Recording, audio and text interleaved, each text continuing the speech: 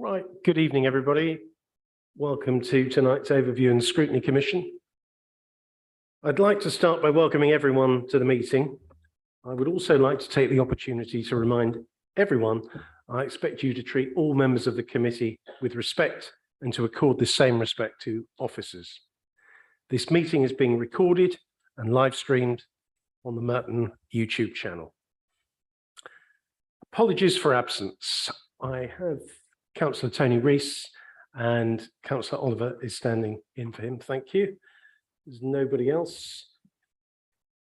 Any declarations of pecuniary interest? I'll take that as no. Minutes of the previous meeting. Can I ask members, is it a true and accurate record of the last meeting? Good. Councillor Oliver. On page 2, where it says across the whole BCU, if you remember the discussion, it turned out that the BCU area was experiencing reduced burglaries everywhere except us. Ours were increasing. So the glass is not as full as it appears here. Thank you. We'll get that altered. Thanks, Councillor Oliver. Any other? No, thank you. Right, now we've got a slight change to our agenda. We're just going to move item 5 over the budget. So if we can start with the council website, and we've got Sean joining us tonight. Thank you, Sean. Would you like to take it away, please? Thank you, Chair. Can I thank the Commission for undertaking a review into the website? It's always good to get a fresh perspective. So websites generally fall into 3 categories. It's either an IT solution, an information communication tool, or it's transactional. In 2016, we took the decision to move our website and redesign it so that we could increase the online transactions while still retaining the information and the communication facilities, but not as prominent. The reasons for this was a result of a Society of IT Managers doing some analysis. And at the time, a face-to-face transaction would cost us well in excess of £5 per transaction. A telephone interaction, probably about £1.50. But an online transaction would only cost us around 45 pence. So the figures were there for us to see. It was making sense that we should move it over to a transactional website.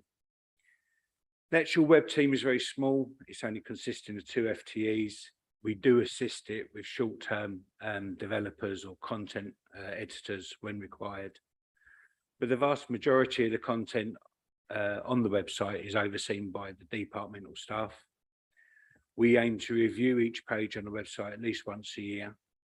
We do receive regular feedback and comments from users, and that's acted on, investigated and implemented when appropriate.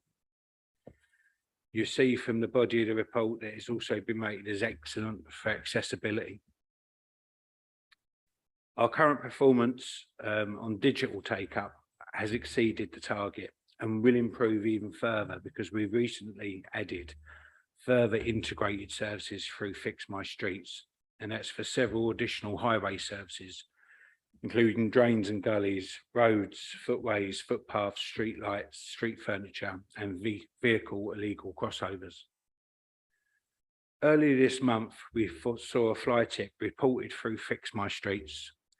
The process managed through our Microsoft Dynamics CRM through to a Veolia crew on the onboard device that they had in the lorry. The actual process was completed from start to finish in 7 minutes. Now, I know that's not the norm for our partners, Veolia, and I openly, readily admit it, but it does go to show that with integrated services, we can actually get it. When the system works, it really works. On the report on page 40, there's actually an error, which I just spotted when I was looking at the report. So the first one is there's an omission for the actual for 2022-23 for October, which I can tell you was 63%. And the target, again, it was an error on my part. What I was trying to do was trying to say that instead of doing 1% over the average, we should be looking at 1% over the actual. So it's actually 1% over the actual, that's the actual official target. So for example, in April, the actual was 60%, but the target was 51%. Because it's 1% over the average. So you can see where I then say it's significant improvement. That is actually where it's reflected, not what I actually put in the report. So apologies for that. There's two appendices. Appendix A is the Google Analytics that help us determine how the users are accessing the website. And Appendix B are the results of a recent user survey. Now, admittedly, the number of users or returns was a little disappointing, but they're there just for your perusal. In all honesty, I got a request for a briefing paper for the website, and that was quite loose and open. So I didn't know what it was that you actually wanted. So I hope that I've covered as much as possible and that you find it useful as a guide. And happy to answer any questions, receive recommendations or general comments. Thank you, Sean. Right, can I open it up to the floor? Any questions? Councillor Brunt.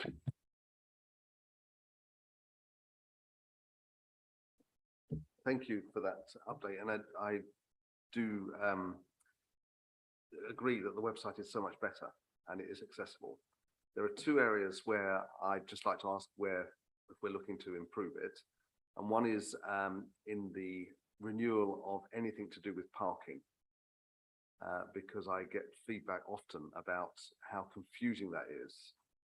Sometimes when you request a parking permit renewal, it shows the expiry on screen. It all comes through right in the end, but it's the dialogue on screen which seems to be misleading. And for those, the faint-hearted, they give up at that point because they're not sure they're going down the right path, because it shows it expires on the day it renews and things like that. So, and if someone hasn't got a car, then buying visitors permits is also tricky. If they want to have some for tradespeople or family to visit. So that's one area. The other is in the interaction between the resident and the system on Fix My Street. That if it turns out that it's not something that does fall within Veolia's contract, it still comes back as completed. I've reported and this is perhaps a lobbying point to try and get it done now, but I've reported the bike outside the Civic Centre here on Fix My Street, following a resident who reported it twice, and it's been there for, I think, maybe 6 months now. It's a child's bike without a saddle. I reported it, came back the next day completed. So I assume that it's not actually on the public highway, it's on the forecourt of the Civic Centre. So therefore Veolia have been there, they said, well, it's not our job, it's completed. So that, I think, leads to a level of frustration. And certainly the person who reported to me, and I tried it out just to see. I said, oh, no, it's fine. It will be sorted. And it wasn't. So so I think that the level of sophistication in the response, the fly tip I reported probably was cleared in about 15 minutes the other day. It was very quick. It was a mattress on the street, and that did go very, very quickly. So I think for the mainstream, it works. But I'd just like to know what plans there are to improve that. The parking system is Ringo. It's a proprietary system. It's not managed by our website or our web team. As a user of that system, because when I drive in, I have to buy a parking permit myself for York Close, and I understand the frustrations that I have every morning. I understand that the parking system is up for renewal in a couple of years, and I think they are looking at it. I think everybody's heard the level of disquiet over that system, and the lack of usability associated with it. Yeah, because we have to brand it, so it looks like our system, because we don't want people thinking that they're just going to be shuffled off to a third-party organisation, because it is us, for want of a better term. We're responsible. So yes, I hear your concerns, and I will pass them on to parking colleagues. With regards to the child's bike downstairs, fortunately for you, you know that I look after that area as well. I'll deal with that tomorrow.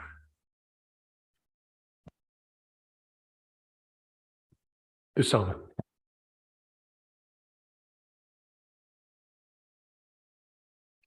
Thank you, Chair. Can I ask a question about the website user survey that was conducted from September to October? Looking at this survey, I can see that there were only 59 respondents to the survey. And I'm just wondering what was the target sample that we were aiming for? And is 59 a big enough sample size to be able to draw anything meaningful from that? Given that the website has thousands of views from local residents, 59 just doesn't seem like a big enough sample to draw any sort of meaningful conclusions as to the user experience and what needs to change. So I'm just curious as to whether that survey is considered useful, or do we need to do, or do we need to get a much wider sample before we can get anything useful from that survey? Thank you. Thank you, Councillor. I agree, it was a low turnout. We had to delay the issue due to the death of the Queen. We don't generally get that many responses to surveys. What we heavily rely on is the 400 odd comments, complaints that are used on the feedback forms on a monthly basis. But we undertake the survey because we like to be seen to be encompassing of everybody, because we don't often, and maybe this is a recommendation that I should take on board, is to actually give some feedback on the feedback that we get and actually say, yes, we have done this, yes, we have considered it, but we haven't done it. Yeah, thinking about it, that's a good idea. But yeah, there's no rhyme or reason for how many people completed the survey, I'm afraid. If we were to complete another one, I'd probably leave it up longer. But I think we were awash at the time with other incidences that kept us to a limited period. If I may, Chair, just one follow-up question. When users access the website, before they exit it, is there perhaps, are we missing an opportunity to get their quick feedback before they leave a website? Because I know of other platforms where before you leave the site, a little pop-up box will appear asking you to rate your experience. And then if you do engage with that, it might ask one or two follow-up questions. Is that something that we can perhaps look into doing to get more responses for these surveys? Because I understand what you mean about wanting to be seen to get the public's feedback on our services, but we also want that feedback to be meaningful, and for that we need to get a lot more people providing us with input, and that is just one way that we could perhaps get a much larger sample size. I agree, and it's definitely something that we consider. I think the difficulty is at the moment, the website's used for a multitude of different things, and the onus at the moment is on people signing up to receive electronic communications with the council. So you get that pop up every time I think you go, unless you say decline. I wouldn't want to overload the user too much. So it's once we've got that piece out of the way, because we have done it in the past, and it's definitely something that we're investigating. Thank you, Sean. Stuart. Cool, thanks so much. I just had two questions on two experiences I've had recently with the website. One of them was when I was signing up. I just moved recently, so I signed up to pay my council tax, and I'd forgotten my password for my account. And when I went to reset it, it said it would take 30 days for them to get back to me, which seems, quite a long time. I think any other website that I've ever forgot my password on, they'll send me something, almost instantly to get it back. So now I've got to wait another 30 days to then get back in again, which is just, a long time and quite a steep wait for something like that. And the other thing, just a point that to turn to what Mike's saying earlier about Ringo, I also had an experience in that recently when I was trying to get some resident passes for a tradesman. And one of the big frustrations I had is that I kept on coming up against this brick wall where I couldn't get through a certain part, but there was nothing on the website saying, if you have any issues, contact this person. Like, here's an email address, like a help at, or someone in the council who could help with that issue. And so even just the addition of something like a simple kind of, if you're having issues, here's an email address, I'm not saying they have to respond instantly, but just something where residents can go so they're not just stuck in that spot, I think would be really helpful for getting people over that frustration with using that. Thank you, councillor. I had no idea why you would have to wait 30 days for a CTEX password reset, and I'll speak to the head of revenues or pass it to the director to my right to let him to have a look into it for me. There is a bone of contention on the website about putting contact telephone numbers and email addresses on there, because I think when you go on there, you'll find that we've removed them all. And the thought process is we previously had a functionality that said just ask. It was a just ask function, which would then be directed to my team, the customer service team, to answer it. And it was basically lethargy on behalf of the users, because all the information they needed on that website should have been on that website. But we do take into account when there are anomalies, like you've just mentioned on the Ringo. There should be a way to then say, well, if you can't do it, why can't you, and how do you resolve the issue? So I'll look into that as well. Councillor Wadsworth. Thank you for the report. Got a couple of questions. One is, do you think there's any the growth in the use of the online channel, do you think that's at all influenced by the quality of the alternative channel? And is it possible that people are driven to the online channel because there's an awful long way on the phone rather than its intrinsic merits?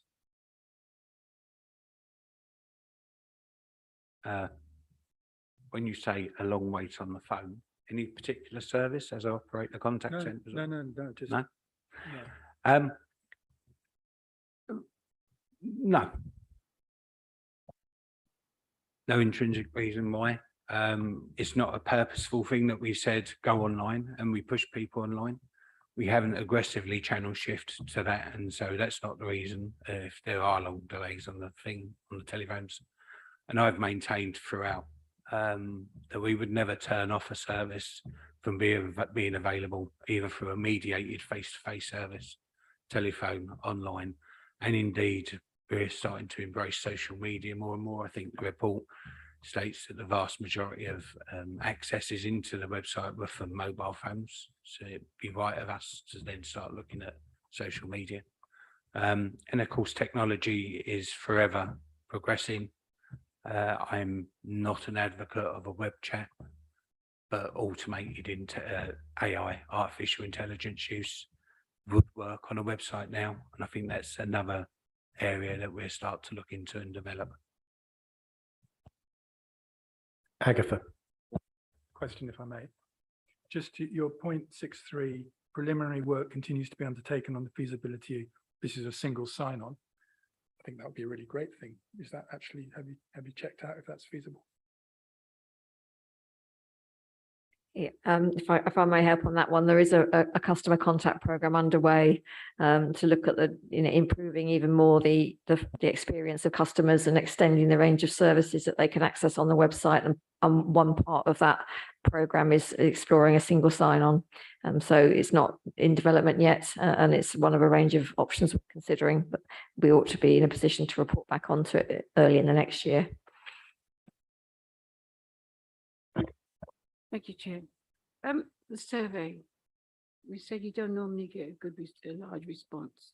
How do you advertise it?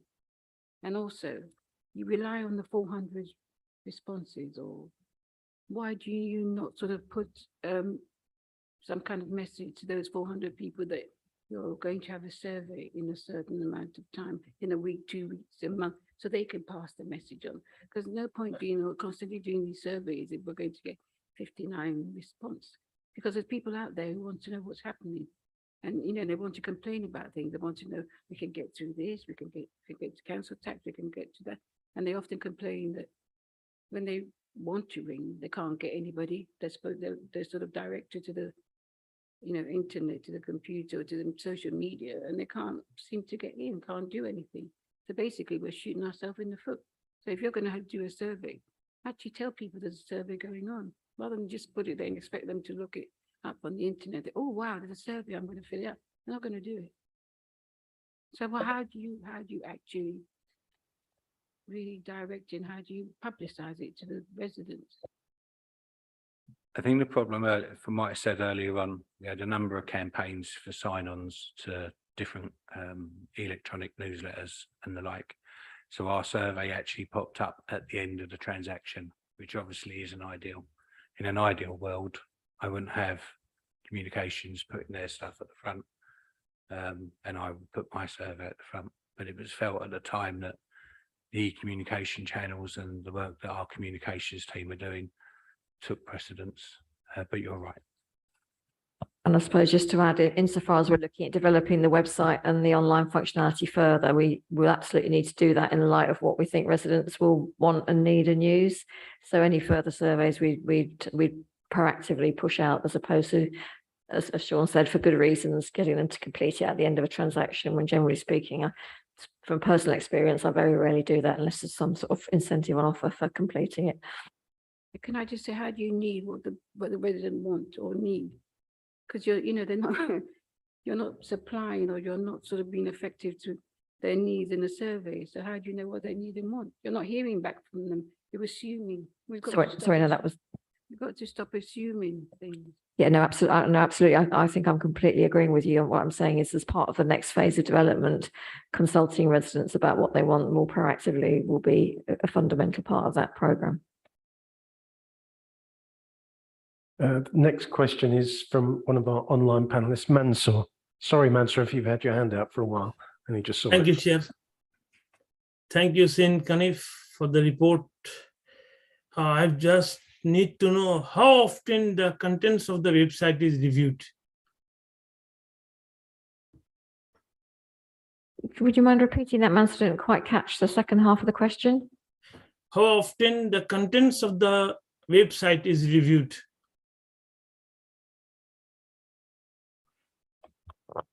Yeah, we aim to review every single page at least once yearly. We also ask the content editors to do sporadic checks to make sure that their content is up to date. As the report states, we are the content governors, for want of a better term. We don't create it, but we will make recommendations on content when it doesn't meet accessibility standards. So basically it's continuously under review, but we will review at least the one page, every page once a year. Thank you. Thanks. Thanks, Mansour. Jill, online. Good evening, everybody, and my apologies for not being in chamber this evening. Just two short questions, really, with regard to how we feature things on the website, and just an idea. I actually had an inquiry yesterday from a business owner who said, I cannot find anywhere how to get onto the Merton Business app. So I had a little search and had to dig around, and it was quite hard to find it. And then secondly, with regard to surveys, if we've got a survey we want people to respond to, could it be that we could have maybe on our homepage like a special features section whereby we can feature things like surveys and the business app, for example, so that people haven't got to go necessarily hunting, and also if they're jumping onto the website front page, oh look, there's a survey. Oh, I'll get on, because certainly for me, shortcuts are the simplest, and we don't necessarily have the time or ability to go down the rabbit holes to find things. So it's just more for suggestion.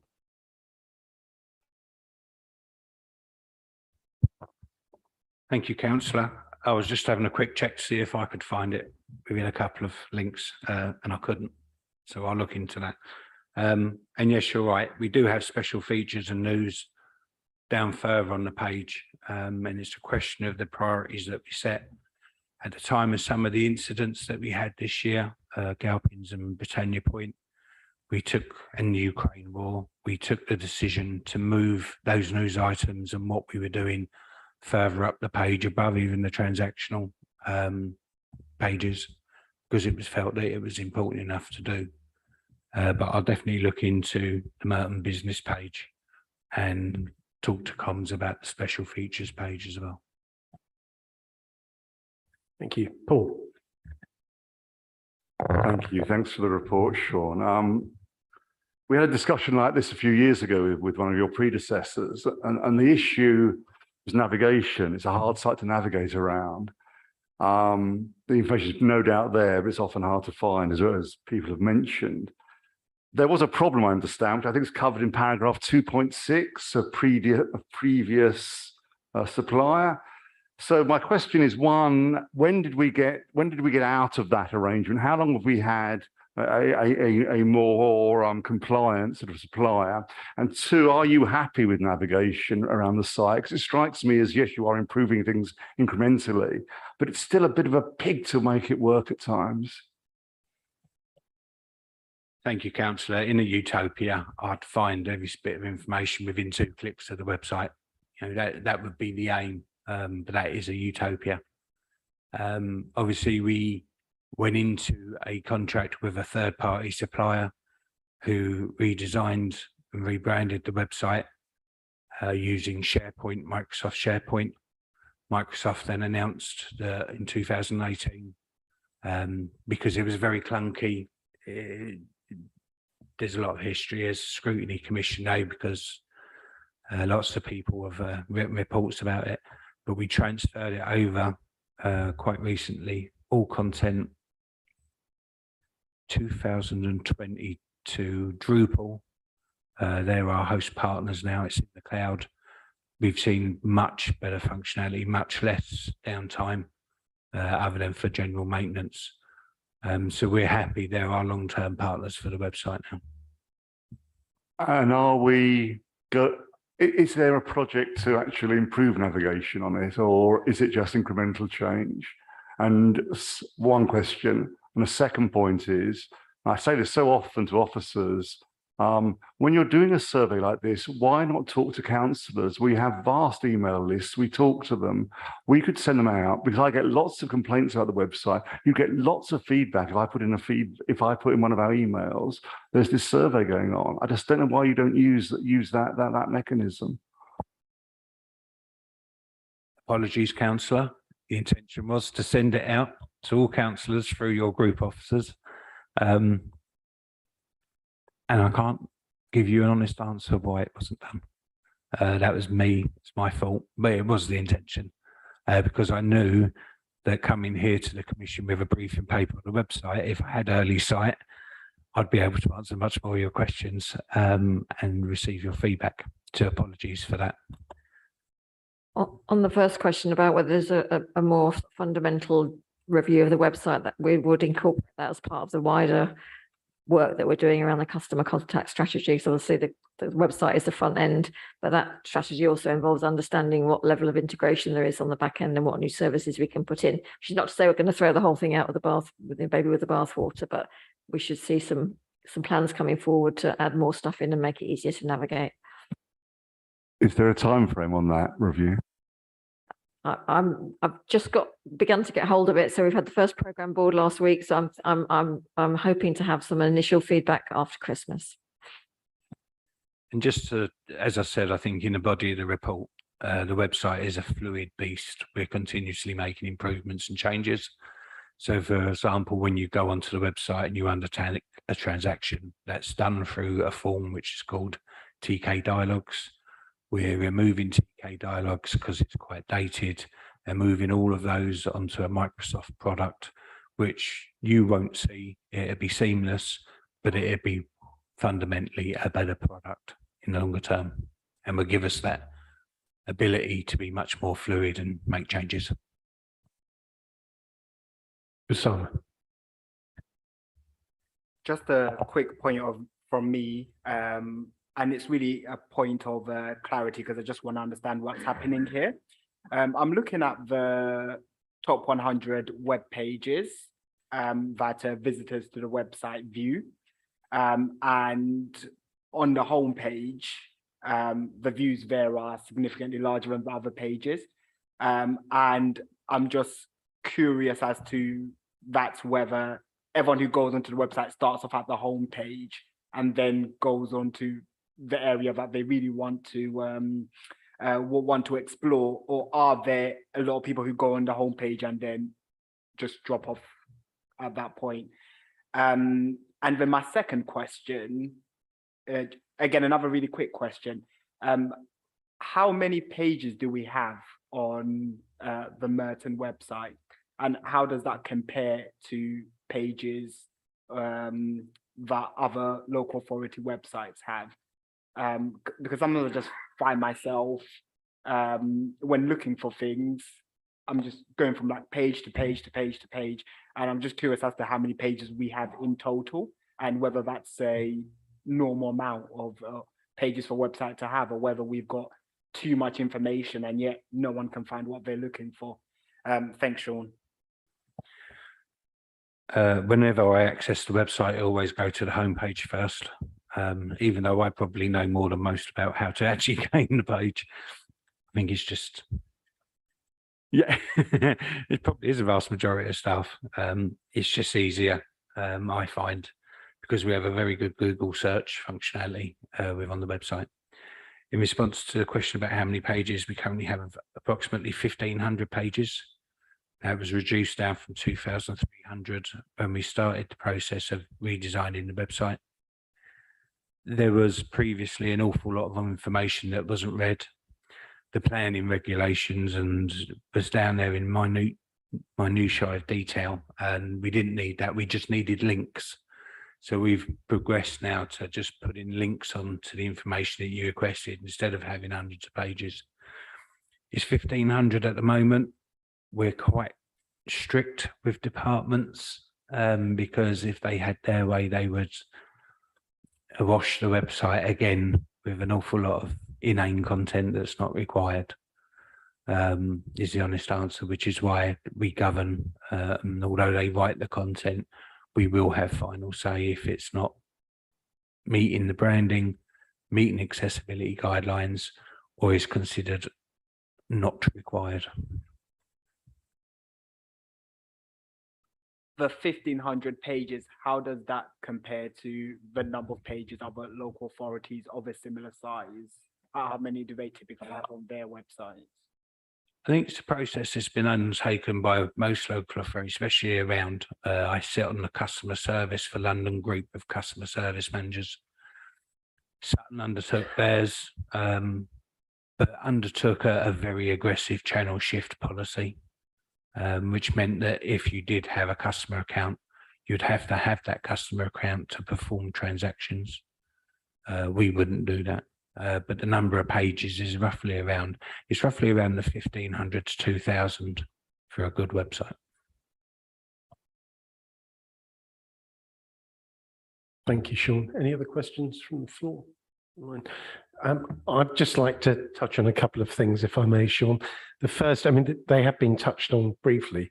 Fix My Street, I'm finding quite a few things come back saying they're completed and they're not. I did have a walk last week with the local neighbourhood officer, and we did discuss it. And I think it does seem to happen from time to time. But more importantly, I've spent quite a few hours in the last 3 weeks with elderly residents trying to find things on the website for them. They do seem to struggle with certain things. One was planning, which I was going to finish with. But they can't always navigate and give up. They're not say computer literate. I don't want to be unfair, but we have got an aging population, and they haven't always got a local councillor that will go in and sit down and try and work it out with them. I have to say, it wasn't just the Merton website. There was also a well-known high street bank that one of them was having a problem with that I also sorted out. But it is difficult for some of our elderly residents, and I wondered if there was any way we could have some sort of help or a line for some of our silver surfers to help them out.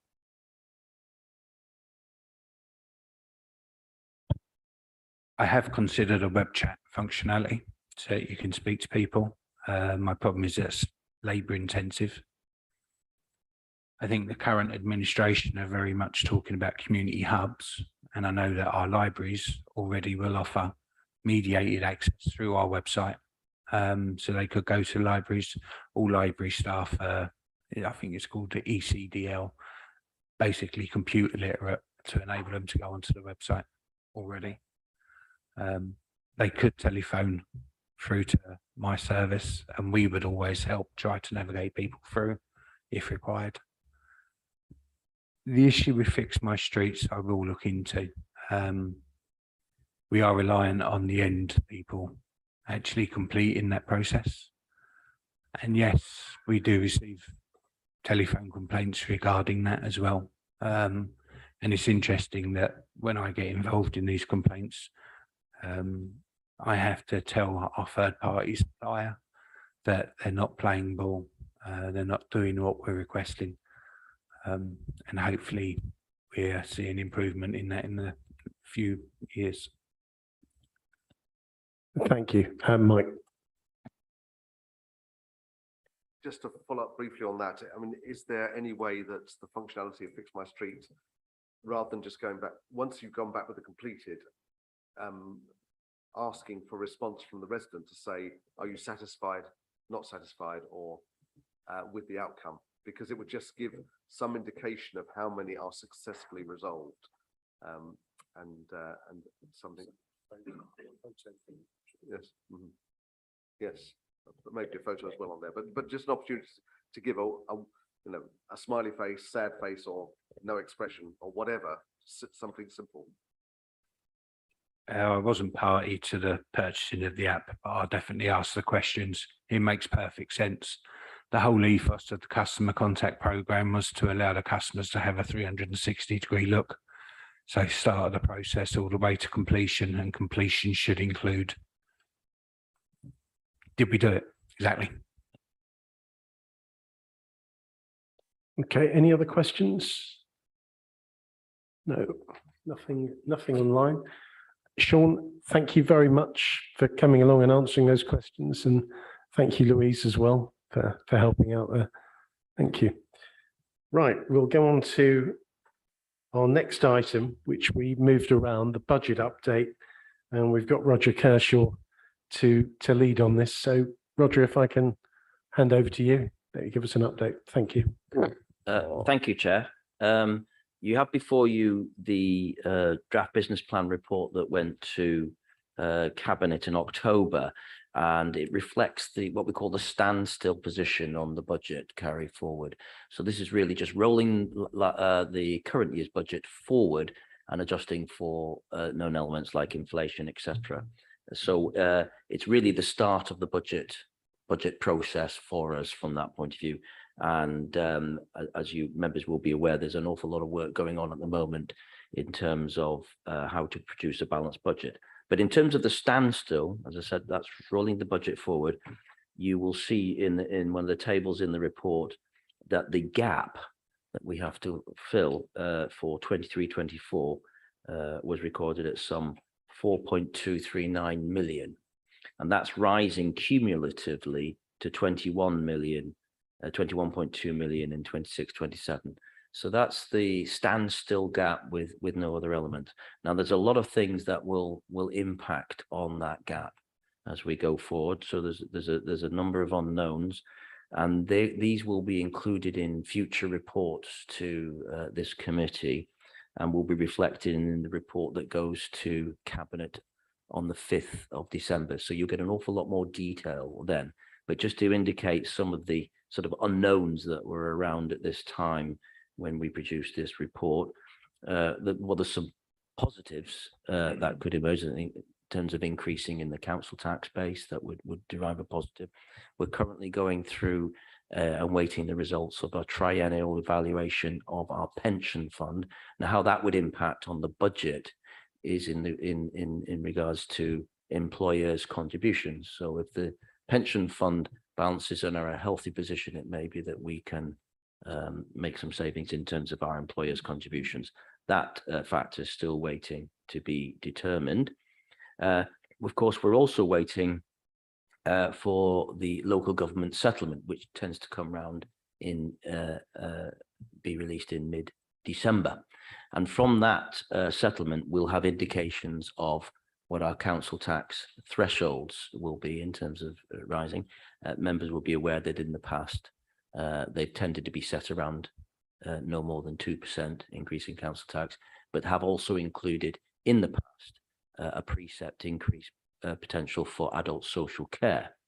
What we have built into the standstill budget position is an assumption, because this is in line with the government's assumption around our spending allocation, that council tax will rise by 2%. So that's already built in.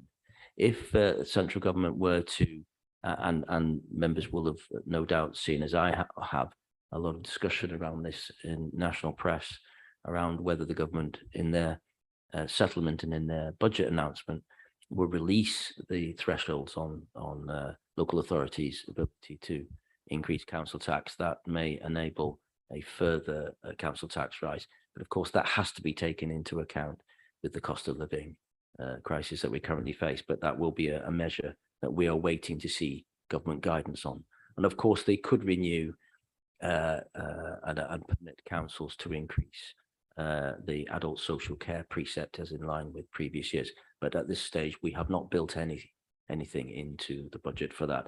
But just to give members an indication, that for each 1% increase in council tax, generally returns about £1 million in credit to the authority, and would reduce the gap still further as we go forward. The other thing we're waiting for, of course, within the settlement are our grant funding from central government.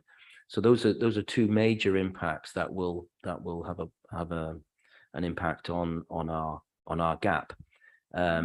The other thing, of course, we need to bring together that will impact on that gap are our growth and pressures within the MTFS, which we're currently working through with directorates.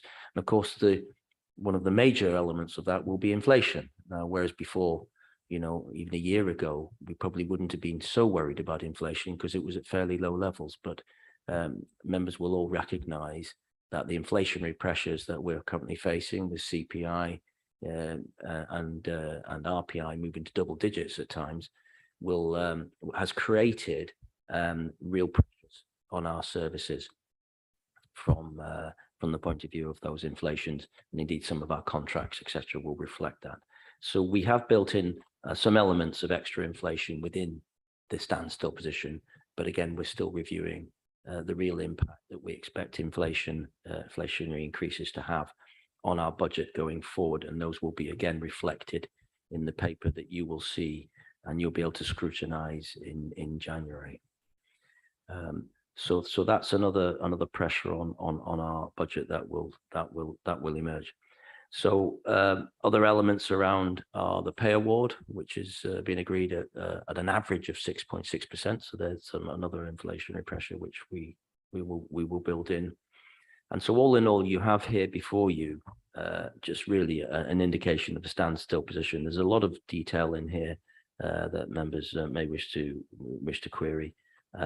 But at this stage, I think I will leave it there. Safe to say that the way we will inevitably balance the budget will be some of the elements that will bring some credits to the position with regards to things like council tax base. But inevitably, we will have to bring forward directorate savings, which you will also be able to scrutinise as part of the 5th of December budget report. So there's an awful lot more detail to come, but this is just a start off of the position. So I thought members would have an opportunity to quiz me on that. One final update to this particular paper, because it does allude to in it, I think it was period 4 outturn positions, because the current budget outturn position for the current year can also have implications for future years.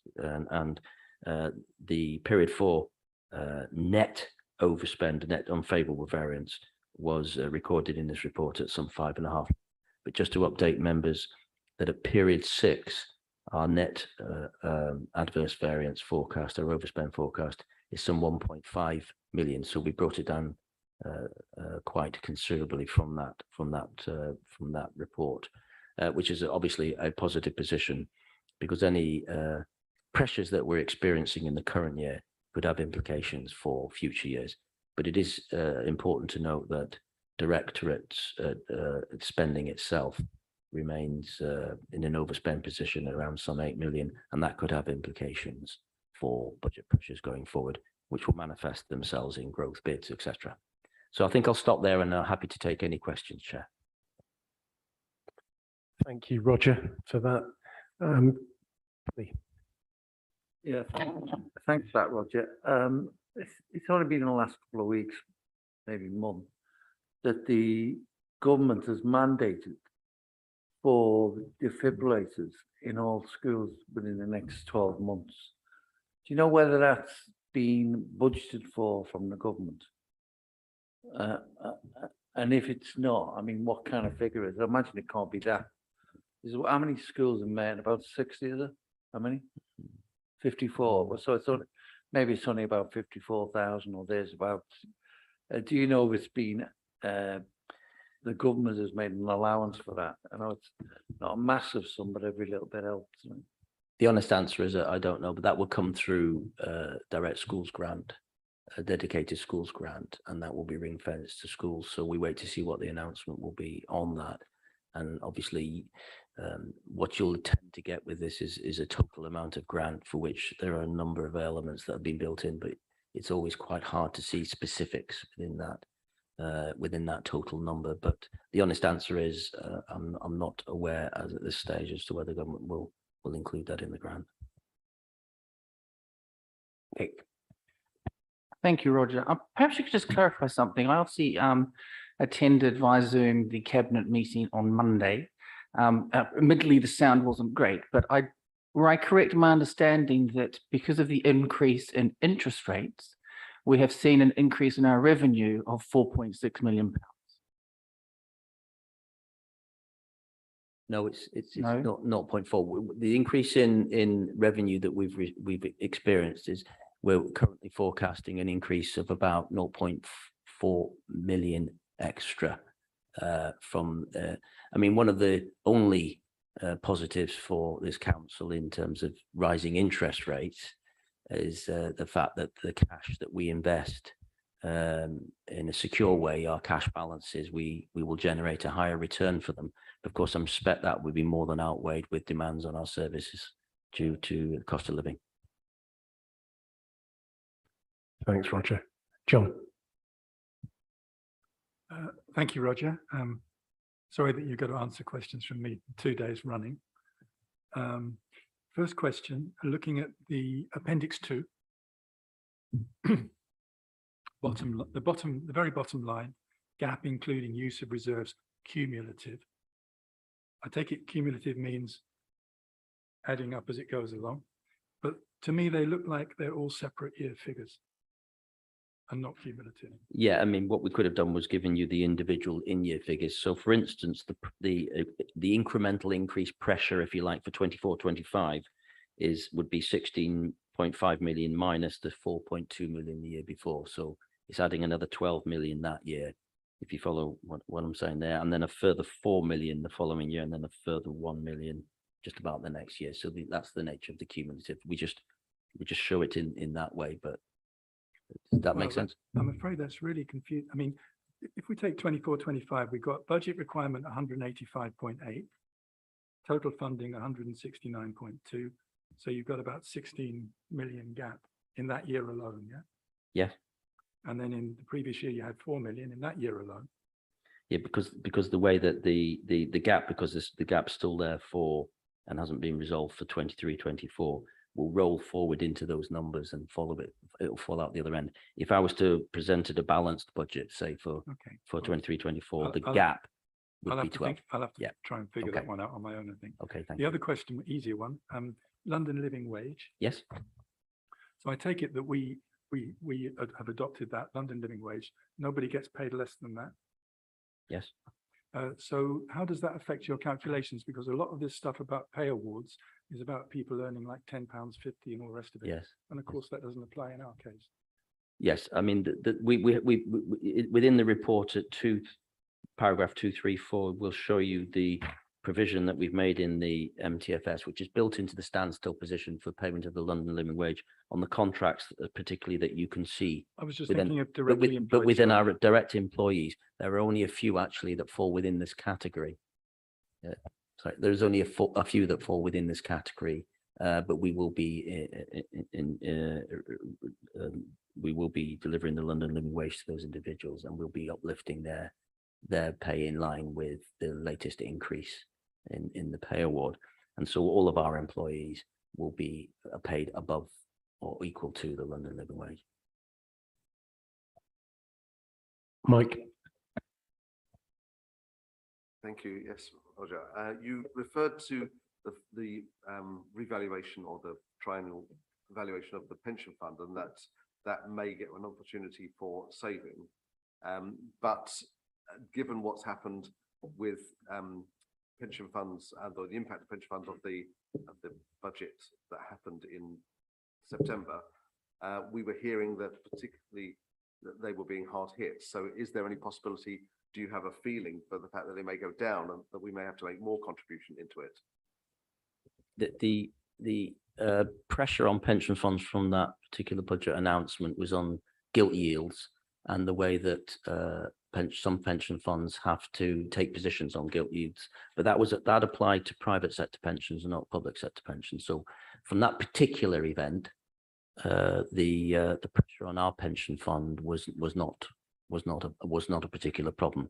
But to raise the sort of the wider issue about how our triennial valuation works, of course, what they do is they will that our actuaries, Barnett Waddingham, will assess the value of our investments, etc., in the normal way.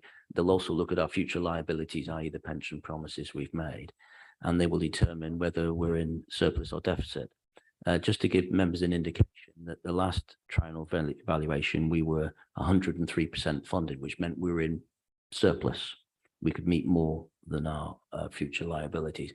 But of course, there is some volatility in the markets at the moment, not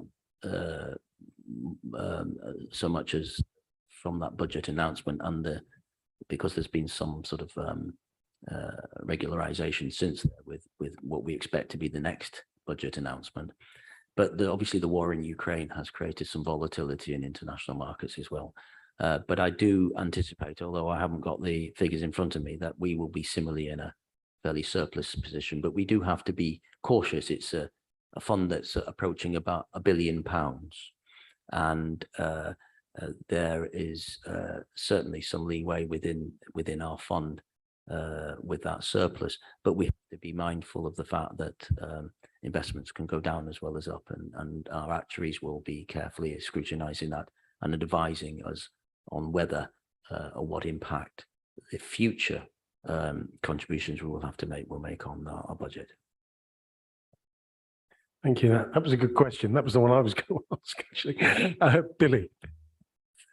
Thanks, Chair. I take the point about the living wage, because we've been paying a living wage for some time, but we've not been getting the credit, if you like, as a council and as a borough. And it's great that we're doing that, and I know we've set aside, not forgetting, it's not without cost, we set aside 7.23 million for the lifetime of those contracts. That's on page 77. But Roger, I know this is a bit of top of your head thing, but have you any idea? Sounds like this. What are the numbers that we would uplift? Have any kind of feel for that? To go into the living wage. Now, we pay the living wage, but you said in your contribution, there's a handful of people who would be uplifted. Yeah, sorry, for the handful of people that we do employ that are affected by that, the uplift will be about £16,000 on the council's budget. Oh, I think it's about 8 to 10. I think it's not many. Paul. I've got two questions, one observation, but one point just with Bill is there. We haven't paid the London living wage for people on contract who've been working for contracted out for our employers, have we? No, it's your point, Billy, and I'm asking someone who knows. Some of our contracts you will see listed here, we haven't in the past, but we are intending to in the future. Can we look at how the DSG is being used, that money is being used? Now, there's probably a good accounting reason for this, but just bear with me in my question. It might be very stupid. I see the deficit we're carrying forward is 26 point something. Sorry. And then we put aside another 14 million. We then have 37 million in this balance. Why don't we at that point just take out the 26 million deficit and then in 22, 23 say, well, we've received 3 million from the, we've received 7 million from the, sorry, I'm going to use my figures now. We've received 3 million from the government. We've got a deficit of 7 million, therefore we have to find 4 million. Why? The way we do it, we seem to be putting a lot of money aside, and then we find, and we're pushing down the sort of the mattress, 10 million, 6 million, 9 million every year to say, oh look, there's some money in reserve. That's not. Is that a sensible way to budget? Surely. It doesn't make sense to me. So if I can just explain, this is a complicated table, I appreciate. What the top chart is trying to do is to show what the expected position with regards to the gap in the safety valve will be and what we should be setting aside. In what we've done in the past is we have set aside revenue reserves to meet what we believe to be the deficit. The safety valve agreement was agreed, and what happened there was the government, well, the DFE, agreed to put in 30 million over a period of time, and you can see those payments coming through in the top table. We also had to agree to put in the much of the reserve that we'd already built up. But in addition to that, we'd also set aside a budget provision on an ongoing basis to keep topping up the DSG deficit, because at that time, when we set the budget, we didn't know whether we'd succeed in getting the safety valve agreement. And so what you can see coming out the bottom in the bold figures of the bottom table is the benefit we're getting from having signed the safety valve agreement, and provided we meet the targets that we've signed up to in terms of the reducing DSG deficit, we've been able to play those back into the budget, into the MTFP. So if you look at the table, which over the page, which shows the standstill budget shortfall, the first row underneath the brought forward gap, you can see the safety valve benefit being played in on an ongoing basis. So we have taken the benefit of that provision that we've made back into the budget straight away. Unfortunately, as you can see following down, the rigors of inflation have taken away a lot of that benefit. So we've ended up pretty much broadly with the same gap we started off with. Had inflation not been rigorous and high as and the need to provide for it, the council would have really benefited from the safety valve agreement in the way that we'd already very prudently provided for it. Okay, so it's not sitting there waiting to be used. It's been used already. We've already applied it. Okay. We've already applied it. So the pressure's on for us to deliver to the safety valve. Okay, okay, that makes sense. Thank you. And on the paragraph 2.81 and 2.82 on capital, I see what you're saying in 2.82 about being more rigorous about these plans for capital expenditure. But what we learned last night was we invariably don't meet what we're hoping to spend on capital.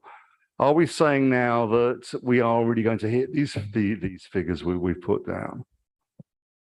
Well, those are the current estimates, but as you so rightly point out, we do experience, as in most authorities, slippage with regards to the spending on that program. This was the position as it was then, and we'll be presenting an updated capital program to the 5th of December cabinet, which we hope then will contain more accurate, more up-to-date figures reflecting what we think we're going to be spending in the year. So this is just the carried forward position from that point of view. Okay, and in 2.81, that reference to revenue provisions including borrowing, are there plans to borrow now, or that's just put there in case? That's put there in case. We aim not to borrow, but inevitably with the capital program that we have, and to the extent that if it was delivered, we may have to go out to borrow at some stage or other, but it's just there as a fallback. Stuart. Cool, thanks very much. My question was just on some of the savings targets that we have. I've noted that environment and regeneration has to make some of the largest cuts. And I just was wondered how, if it's been taken into account, how that might impact the council's ability to hit its net zero target by 2030. Obviously appreciate environment and regeneration is a very broad remit, but just if that has been considered as part of these savings. Well, inevitably, yes, you're right. We have declared it a climate emergency, and we are working to get to net zero. There's no specific element that's built into the savings target to account for that.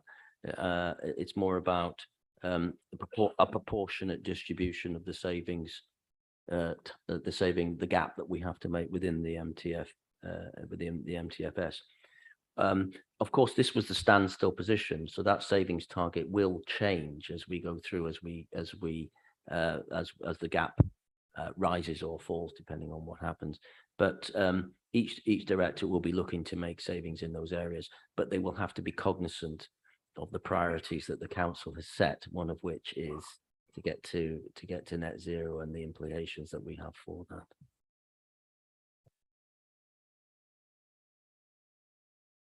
Any other questions? Any questions online? No. Roger, thank you very much for coming on. Thank you, Councillor Christie, as well. Have the cabinet member present as well, just in case. So thank you both very much for your time attending and answering questions. Thank you. Right, let's go on to our next item, the work programme. You've all had a chance to read it. Before I ask if it's agreed, we have another item that was sent round this afternoon, suggested by Councillor Stephen Mercer, my ward colleague. Have you all had a chance to read it about the toilet provision? This is something that would normally go to sustainable communities. I'll get it round, and this is just a programme to work. I haven't got it printed off in front of me, but this is this is the community toilet scheme. As you know, we are short. Merton does very poorly in terms of public toilets. And we did have a community toilet scheme where, as I understand it, businesses were given a reduction in their business rates. But you may remember, it is a while ago. I'm not sure if it's still going, but there don't seem to be as many places that are providing toilets. And this is a chance for us to, I can see nods. I mean, I think it's a worthwhile project to look into. And as we have the chair of overview and scrutiny here, it's worth having sustainable communities. Sorry, Stuart, I'm looking at you. So I'm really hoping we can get this agreed, that we can add it to the work programme. Stuart, if you could maybe absorb it in sustainable communities. I don't know what your feelings are on it. Yeah, no, I mean, I think it's a great topic. It just, for me, it's just a question when we have the chance to discuss it. We've got quite a lot on the work programme, and I'm just trying to find that opportunity to make sure that if we do have this sort of a mini investigation, when we actually have a chance to talk it through. So I think that's the main issue, just making sure that it has an outlet for discussion. Sorry, do you mean in terms of the Sustainable Communities Panel agreeing to undertake the review, or just? Well, I mean, yeah, I mean, I think it'd be good to to have that run through this as part of Sustainable Communities Panel members as something I'm sure it's something that people would agree with, but also where we'd have that chance to discuss it in this year's work programme would be the two things, the questions that I'm unsure of in terms of our discussions for this evening. I mean, the Sustainable Communities Panel wouldn't have to take a formal vote on it because it's a rapporteur review. It's a mini piece of work that should be undertaken by one councillor, although I believe Councillor Mercer's got volunteers as well to support him. So it's not something we need to take a formal vote on. We would only need to take a vote if there is really opposing views about whether it's a piece of work that should be undertaken. It could sit within the commission because it's cross-cutting, as we discussed, about protected characteristics, if you would prefer that. if it's something that, you know, Stephen is able to undertake by himself or with support, then I don't see any reason why that he couldn't get on with that work. And the question of where that sits, whether that's at a future sustainable communities meeting, we do have a section for disability access coming up at one of the meetings, so that could be a place. I mean, I have had other suggestions for that could look like, so that if you still don't want to confirm that could be the place, but if it can't fit there, maybe I could chat with Ed and we could work out where that could fit in over the next few months, if that sounds agreeable. I'm fine with that. I think there's no opposing views. We all agree it's a worthwhile exercise to do and drill into. So I think, you know, we'll probably meet outside and discuss it, but I think we'll find a way to get it through between us all or under the commission. Okay. So can I take it the work program is agreed? Now we were going to change a date to the 18th and the 23rd next meeting. Yes. So currently there's two meetings scheduled for January. One on I think the 25th, I think it is. We need to take a view about whether both those meetings are necessary. This tends to happen every year that Democracy Services squeeze two of our meetings very close together. My suggestion would be, if you only want to have one, it would be to have the one on the 25th, because the timings, Louise mentioned that the timings have not worked out this year. And so all the panels should write down their recommendations about the budget. They should send them on to the commission, and then the commission send a recommendation as a whole to cabinet. The way it stands at the moment, we would get the budget information first, and then the panels would, the other panels. Does that make sense? So do you need two meetings? If you don't, do you want 18th or 25th? Anybody got any real opposition to this? Sounds like the 25th might be a better option. Stuart? I just wanted to clarify that by the 25th, it means that we would cover the items on the 18th at the 25th. And then the items on the 25th, we'd still discuss those, or we'd bump those to a later meeting. I know we have voluntary sector discussion and mergers and service provider. I don't know if those are as urgent. So would that be a case of bumping them to the March meeting, or we discuss everything as a whole? Yeah. Okay. Yeah. Okay. Oh, John, sorry. I just have one idea, which was Louise said that they were conducting a review on the future of the website and that it would be completed after Christmas. I just thought it'd be very interesting to hear that, if it could be fitted into the program. We certainly aim to. I mean, that makes sense from what she said. If we can, Rosie, you think? Yeah. Let's aim to do that. Okay. Well, if there's nothing else, I think we'll bring the meeting to a close. Thank you all for coming along tonight, and see you all soon. Thanks.